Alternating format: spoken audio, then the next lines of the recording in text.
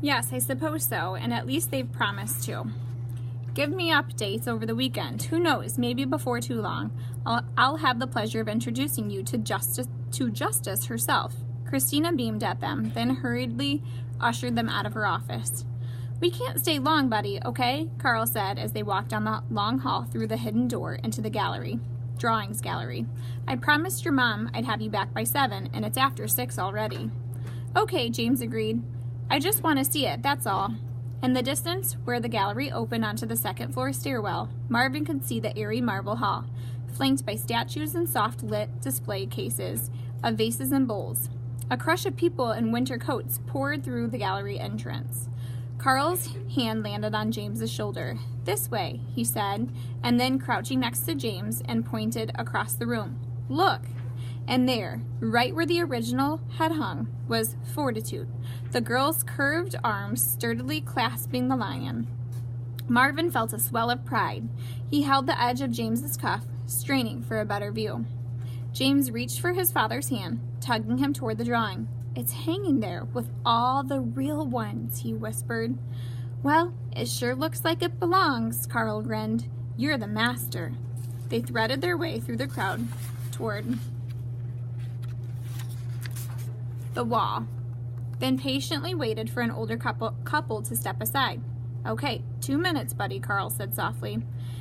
James nodded, staring at the drawing. Marvin wanted to climb higher for a better look, but there were so many people around, he didn't dare. Just as he was growing frustrated with his angled, partially obscured view, James raised his arm to his shoulder, pretending to scratch the side of his neck. Gratefully, Marvin quickly crawled from the jacket sleeve to collar. Now he was almost eye level with the drawing. He took a deep, happy breath and gazed at his work, and then his heart stopped. This wasn't his drawing. It was Juror's. Juror's, Marvin could tell instantly, but all he felt was confusion. Had he misunderstood? Had they not switched the drawings yet? He was certain that he was looking at the original. As faithfully as he had followed Juror's lines, as carefully and reverently as he had copied each whirl of hair and bulge of sinew, Marvin knew that the intricate strokes in the artwork before him weren't his. A drawing was as personal as handwriting. Yours might look similar to someone's, even identical in the eyes of a stranger, but you could always recognize your own. Marvin crawled out from under James's collar. He was fully exposed to the light and air, directly in the slight lines of the surrounding museum goers, but he couldn't help himself. This was the original, as dignified and melancholy and fully Juror's as it had ever been. His mind raced. Why was the Juror drawing hanging here instead of the copy? Where was his own drawing? He gripped James's jacket, trying to piece together what could have happened. Christina had said the real drawing was in the museum director's office in a vault. How could this be?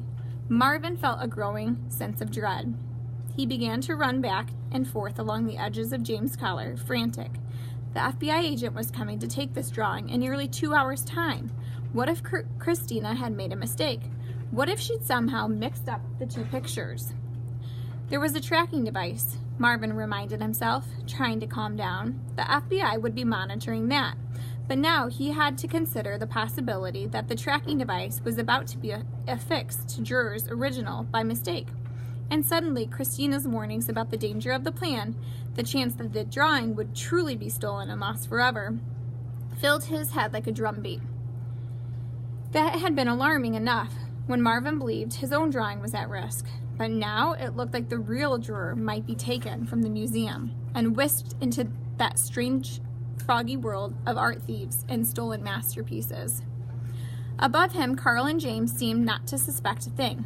It's fantastic, James, Carl was whispering. Everything about it looks real. That's because it is real, Marvin wanted to shout. He scuttled back into hiding before Carl could see him, awash in panic. How could he tell them? The real Juror, Fortitude, was about to be stolen, just like the other 3 virtues. Look at the detail, Carl continued. To see a drawing, really see it, takes time. Yes, Marvin thought. Look at it, James. Look at it, and you'll know. But James only stood quietly before the drawing, gazing at it steadily. Finally, Carl said, "We should go. You'll see it again before too long." "No!" Marvin screamed silently. "I hope so," James said uncertainly. He shifted from one foot to the other, hesitating. "Please, James," Marvin prayed. "It's not my drawing." "Come on, buddy." Carl clasped James's shoulder. As James started to turn away, all Marvin could think of was the drawing. He couldn't bear to leave. Not knowing what else to do, he rushed to the tip of James' collar, pointed himself toward the wall, and jumped into the void.